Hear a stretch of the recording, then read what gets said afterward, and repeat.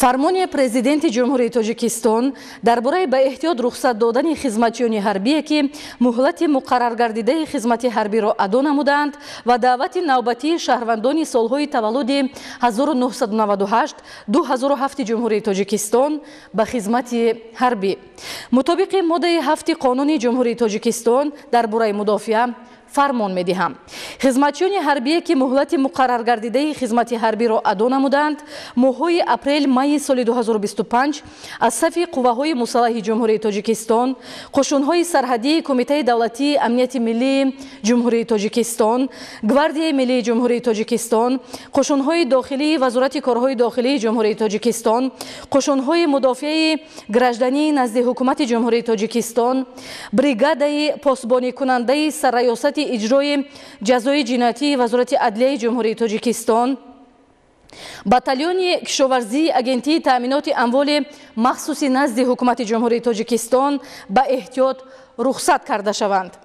моҳҳои апрел-майи соли 2025 шаҳрвандони ҷинси марди то рӯзи даъват ба синни 18 расида, инчунин шаҳрвандони синни калонтари ҷумҳурии тоҷикистон ки ҳуқуқи ба таъхир андохтани муҳлати даъват ё озод будан аз даъват ба хизмати ҳарбиро надоранд, барои хизмат ба сафи қувваҳои мусаллаҳи ҷумҳурии тоҷикистон, қушунҳои сарҳадии Кумитаи давлатии амнияти миллии ҷумҳурии тоҷикистон, гвардияи миллии ҷумҳурии тоҷикистон,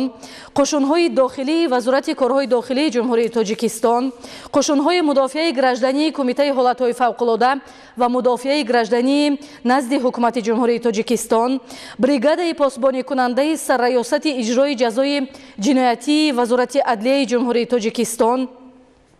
батальони кишоварзии агентии таъминоти амволи махсуси назди ҳукумати ҷумҳурии тоҷикистон даъват карда шаванд. вазорати мудофиаи ҷумҳурии тоҷикистон, раисони комиссияҳои даъватии вилояти мухтори кӯҳистони Бадахшон, вилоятҳо, шаҳри Душанбе ва шаҳру ноҳияҳо бо иштироки намояндагони мақомоти амният ва корҳои дохилӣ даъвати шаҳрвандонро аз ҳисоби интихоби дақиқи даъватшавандагон ба қушунҳои сарҳадӣ, гвардияи миллӣ ва қисмҳои ҳарбии таъиноти махсус бо дар назардошти хусусиятҳои хоси хизмат дар ин воҳидҳо ва дар навбати аввал пуррагардонии онҳо амалӣ намоянд.